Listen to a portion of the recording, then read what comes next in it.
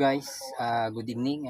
Ngayong gabi, ito yung ating third dinner ngayong gabi. Meron tayo ditong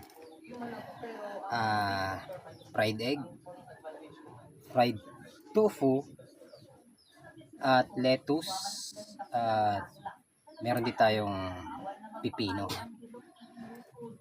Hindi siya nagda-diet tayo guys, pero kailangan ng katawan natin ng mga ganitong pagkain.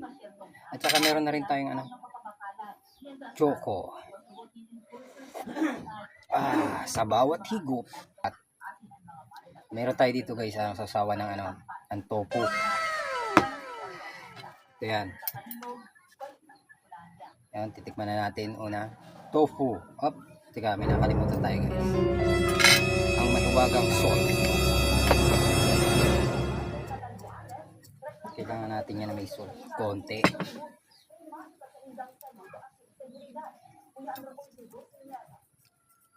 Yan guys.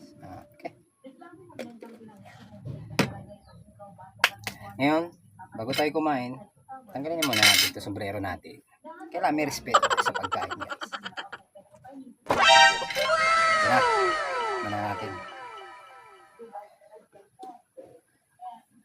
Tofu. Fried tofu. Ang ginamit ko palang pamprito dito guys, yung olive oil from Virginia.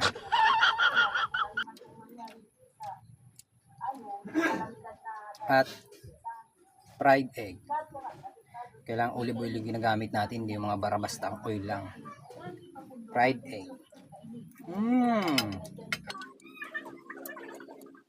Ito na yung lettuce guys. Ano natin dito para medyo may cream. Cucumber. Ito yung kadalasan ginagamit pag gagawa ng bahay. Cucumber.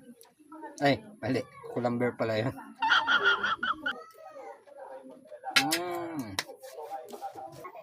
Sa umaga, sa tanghali, okay lang na kanin kainin yun. Sa gabi, maganda. Kulay.